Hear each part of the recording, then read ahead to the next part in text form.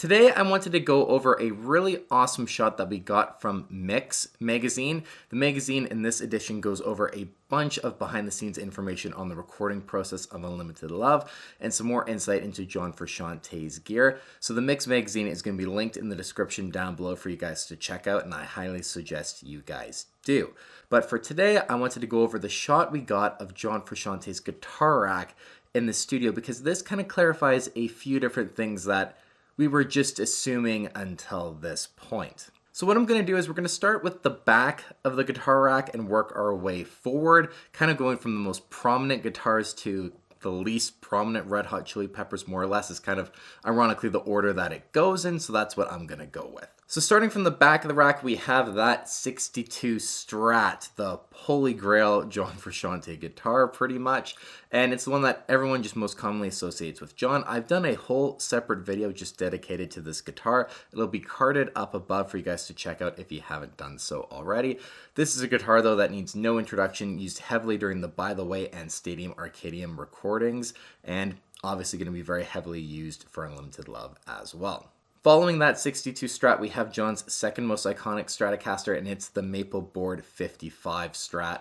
Just another awesome guitar, and great to see it still in the lineup that John is using. If you guys want me to do a similar video to the 62 Strat video I did, just dedicated to solely this guitar, let me know in the comments down below, because I think I can make that happen for you guys. Next in line, we have my personal favorite John Frusciante Strat and guitar overall, and it is the Fiesta Red 61 Stratocaster. We know now that this is the Black Summer guitar set in E flat live, but it's really difficult to say if this is the guitar that he actually wrote the song on. I mean, in the music video and the earlier performances, he still used the 62. So it's rather hard to tell at this point, but I just love this guitar, the finish, everything about it. It's brilliant. The next guitar is John's Olympic White 63 Stratocaster, being used in the studio. It's never been a main guitar of John's, but it's just another alternative to his 62 Strat for a Rosewood Stratocaster.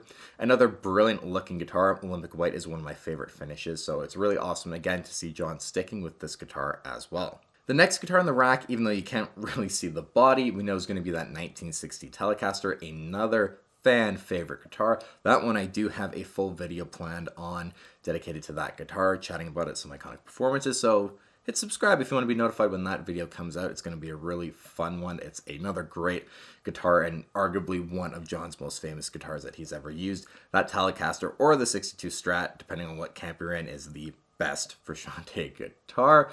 But yeah, based off of the headstock, and he's been using these thicker straps, at least especially live, that we've seen with the Tele, so it just has to be that 1960 Tele. Now we know from John Frusciante's interview with Total Guitar magazine that he used a Jag in the studio, and the promotional photos that they took were with that 62 Fiesta Red Jag, but we didn't know for sure if that was the exact one that was used in the studio until this image has come out, this shot from the studio. So it's nice to see that that guitar is confirmed to be the one that was used in the studio. White braids and pillow chair for sure. Sounds like it would be played with this guitar, and that's what it was recorded with. Hopefully live we get to see John use this guitar on that track. It's just a gorgeous one with the matching headstock. I absolutely love this guitar, and I think it would just be amazing to see John playing it live on the upcoming tour.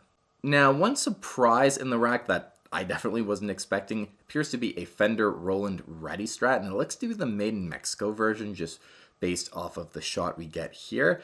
And it's a guitar synth hybrid, and knowing John's love of synths and his heavy use of it, a guitar that combines a lot of those abilities and effects on board when you can tweak with stuff, definitely would interest him, we know, and be something that he'd experiment with. What this guitar was used on, absolutely no clue.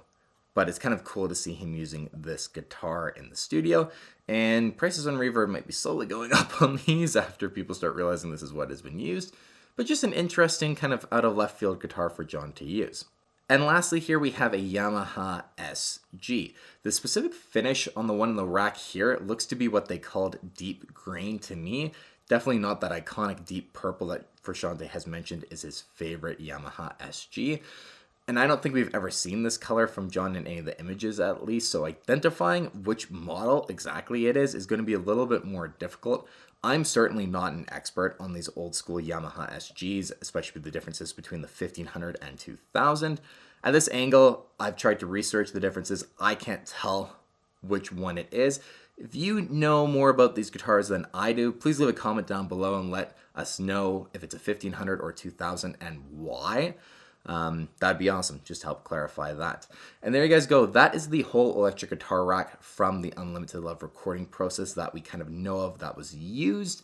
I'm sure there's going to be a few guitars that a lot of people are questioning that why were they left out. For example, his Les Paul or the White Falcon are two guitars off the top of my head at least that definitely will be missed, although I think the Yamaha SG is taking over the role of the Les Paul. But still, the White Falcon, come on, that's an iconic guitar, and it'd have been nice to have seen it in the studio, but at least from these shots here, it still doesn't look like anything we've heard, at least, that it was used. But you never know, we might actually see it come out on tour, even though, again, Californication's been performed with the Strat so far, not the White Falcon, but still got hope. Still have hope that that White Falcon will come out on stage with John. And there you guys go. I just wanted to highlight this awesome shot. There are some shots of the amps as well that I'd like to go over in a future video if you guys want to see that. So please let me know in the comments down below. And as always, you guys, thank you so much for watching. We will see you in the next one.